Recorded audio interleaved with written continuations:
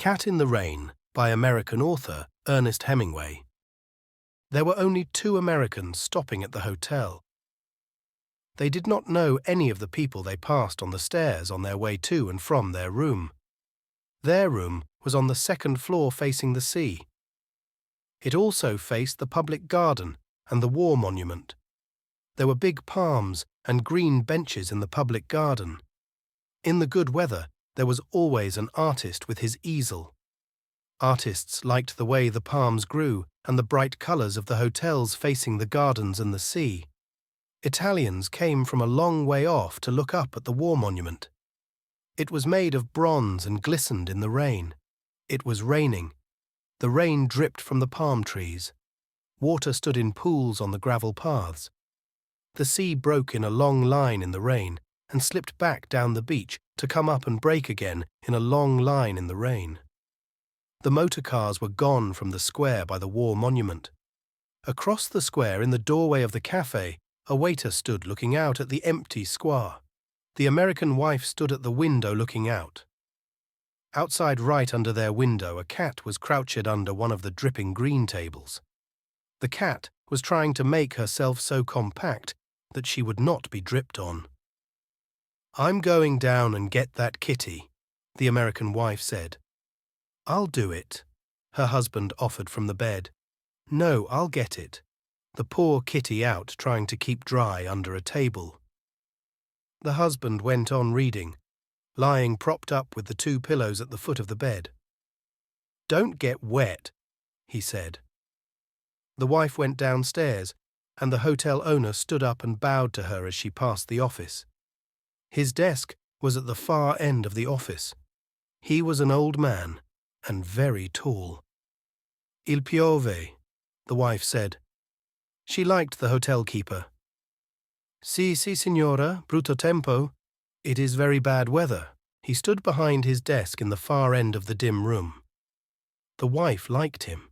She liked the deadly serious way he received any complaints. She liked his dignity. She liked the way he wanted to serve her. She liked the way he felt about being a hotel keeper. She liked his old, heavy face and big hands. Liking him, she opened the door and looked out. It was raining harder. A man in a rubber cape was crossing the empty square to the cafe. The cat would be around to the right. Perhaps she could go along under the eaves. As she stood in the doorway, an umbrella opened behind her. It was the maid who looked after their room. "You must not get wet," she smiled, speaking Italian. Of course, the hotel keeper had sent her. With the maid holding the umbrella over her, she walked along the gravel path until she was under their window. The table was there, washed bright green in the rain, but the cat was gone. She was suddenly disappointed. The maid looked up at her. "Ha perduto qualche cosa, signora?" "There was a cat," said the American girl. "A cat." "Sì, il gatto." "A cat?" The maid laughed. "A cat in the rain?" "Yes," she said, "under the table." Then, "Oh, I wanted it so much. I wanted a kitty." When she talked English, the maid's face tightened. "Come, signora," she said. "We must get back inside. You will be wet." "I suppose so," said the American girl. They went back along the gravel path and passed in the door. The maid stayed outside to close the umbrella. As the American girl passed the office, the padrone bowed from his desk. Something felt very small and tight inside the girl. The padrone made her feel very small and at the same time really important. She had a momentary feeling of being of supreme importance. She went on up the stairs. She opened the door of the room. George was on the bed, reading. "Did you get the cat?" he asked, putting the book down. "It was gone." "Wonder where it went to," he said, resting his eyes from reading. She sat down on the bed. "I wanted it so much," she said. "I don't know why I wanted it so much. I wanted that poor kitty.